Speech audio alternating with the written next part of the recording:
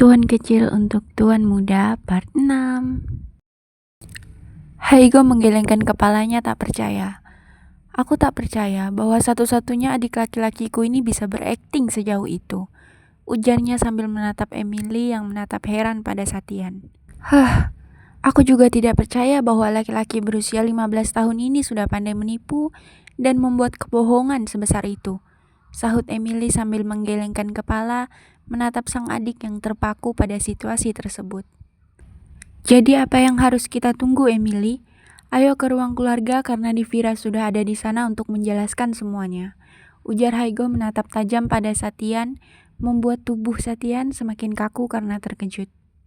Kakak, kau? Ujar Satian tak percaya dengan apa yang Haigo katakan. Kau serius, Kak? Tanya Emily menatap pada sang kakak, dan Haigo menganggukkan kepala tanpa ragu. Melihatnya membuat Emily bergegas meninggalkan kamar Satian. Kenapa kau merusak rencana bagusku, Kak? Kau tahu, hidupku pasti hancur setelah ini. Seru Satian menatap tajam pada sang kakak seolah-olah sang kakaklah yang bersalah. Berani berbuat harus berani bertanggung jawab dan menerima segala resikonya. Bukannya malah melempar batu sembunyi tangan, sahut Haigo menatap tak kalah tajam pada sang adik. Kemudian pergi meninggalkannya membuat Satian memekik kesal karena rencananya gagal. Sementara itu, di ruang keluarga sudah ada gadis berusia 15 tahun yang tengah sesegukan di hadapan keluarga inti dan Mas Raya yang kompak menatapnya dengan bingung. Emily yang baru masuk ke ruang keluarga pun duduk di dekat sang kakak. Kak, dia? Tanya Emily sambil matanya masih fokus menatap gadis berusia 15 tahun tersebut. Gak tahu. Dia tiba-tiba masuk dan nangis setelah Haigo suruh kita semua kumpul di ruang keluarga, jawab Mia tanpa mengalihkan pandangannya. Kalian bingung? Tanya Haigo sambil memasuki ruang keluarga. Siapa dia, nak? Tanya Nyonya Manda sambil mendekati putra pertamanya. Haigo kemudian memalingkan wajahnya pada gadis tersebut yang masih saja menangis. Kenapa menangis? Menyesal. Kenapa sebelum berbuat tidak berpikir bahwa akan menyesal? Jawab Divira, sahut Haigo sambil berjalan mendekat. Saya terpaksa waktu itu, jawab Divira, gadis berusia 15 tahun yang berhasil Haigo bawa setelah mencoba kabur bersama orang tuanya. Terpaksa? Kenapa tidak kabur saja? Tanya Haigo kemudian. Saya dipaksa, jawab Divira masih terus menangis. Haigo menganggukkan kepalanya paham. Kemudian ditatapnya satu persatu keluarganya tersebut yang masih memandang bingung, kecuali Emily yang berusaha untuk menahan emosi karena sang adik begitu pandai hingga membuat seluruh keluarganya hampir tertipu. Dia Divira putri, seumuran dengan Satian, laki-laki yang memaksa dia hingga dia hamil dan melahirkan bayi yang digendong oleh Pilia. Jelas Haigo sambil menunjuk pada bayi yang digendong Pilia membuat seisi ruangan menampilkan ekspresi terkejut kecuali Emily.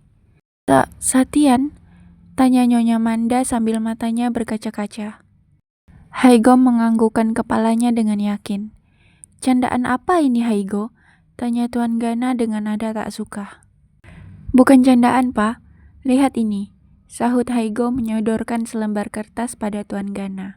Tubuh Tuan Gana ambruk seketika usai membaca selembar kertas pemberian Haigo.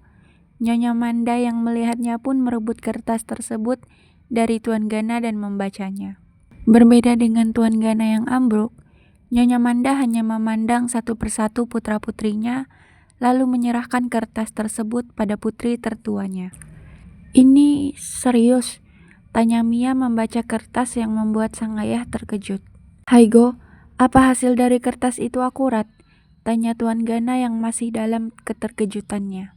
Haigo hanya menganggukkan kepalanya lemah sebagai jawaban. Ma, ujar Tuan Gana lemah sambil menatap Nyonya Manda yang berusaha menenangkan sang suami dengan cara mengelus-ngelus punggungnya. Papa tenang dulu, ujar Nyonya Manda yang disetujui semua putra-putrinya karena khawatir terjadi sesuatu pada ayah mereka. Siapa namamu, nak?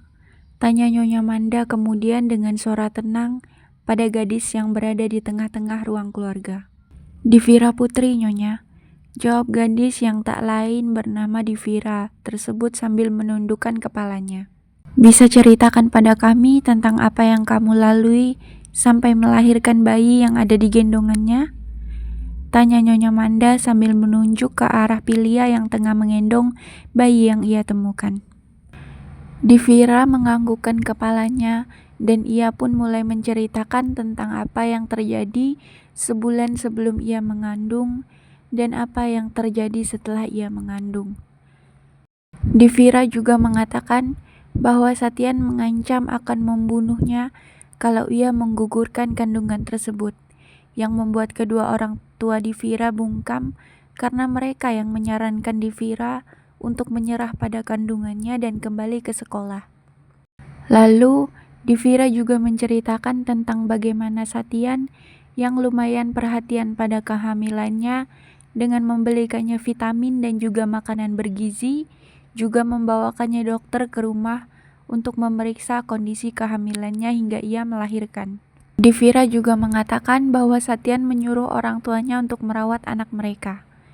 Tetapi orang tua Divira menolak dengan keras dan mengancam akan membuang bayi tersebut kalau bayi tersebut ada di tangan mereka, membuat Satyan dengan terpaksa mengambil bayi tersebut, dan Divira tidak tahu kalau kesalahan Satyan pada hari itu akan ia limpahkan pada kakak lelakinya yang mendatangi rumahnya di pagi-pagi buta hari ini.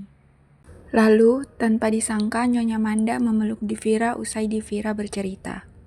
"Maafkan anakku yang telah merusak hidup bahagiamu," ujar Nyonya Manda sembari meneteskan air matanya dengan rasa bersalah karena merasa gagal dalam mendidik anaknya.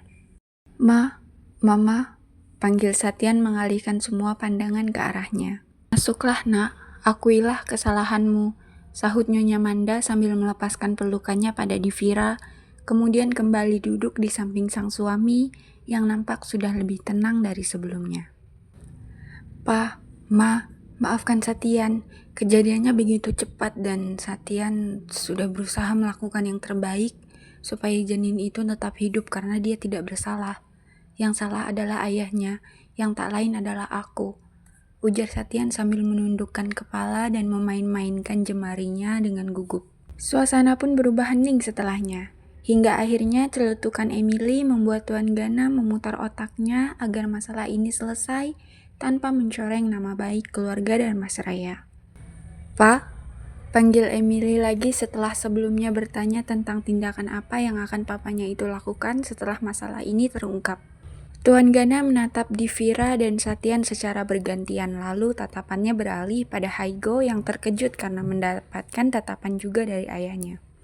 "Haigo," panggil Tuan Gana kemudian membuat Haigo menatapnya tajam, dan hal itu adalah hal yang belum pernah ia lakukan sebelumnya. "Jangan bilang bahwa aku harus melakukan rencana Satyan agar hidup Satyan tetap baik-baik saja," ujar Haigo membuat semuanya memandang Tuan Gana untuk memastikan bahwa ucapan Haigo tidaklah benar, karena Tuan Gana bukanlah orang yang akan melimpahkan kesalahan orang lain pada yang lainnya. Bersambung, part 6 selesai. Yeay, akhirnya selesai juga part 6-nya, dan bismillah semoga proses untuk lanjut ke part 7-nya lancar ya. Jadi bisa lanjut secepatnya. Oh ya, jangan lupa untuk like, komen, dan share videonya ya. Dan subscribe juga channelnya supaya nggak ketinggalan video kelanjutannya. Bye-bye. By the way, aku mau minta maaf nih, karena lama banget nggak lanjutin novel ini. Habisnya gimana ya?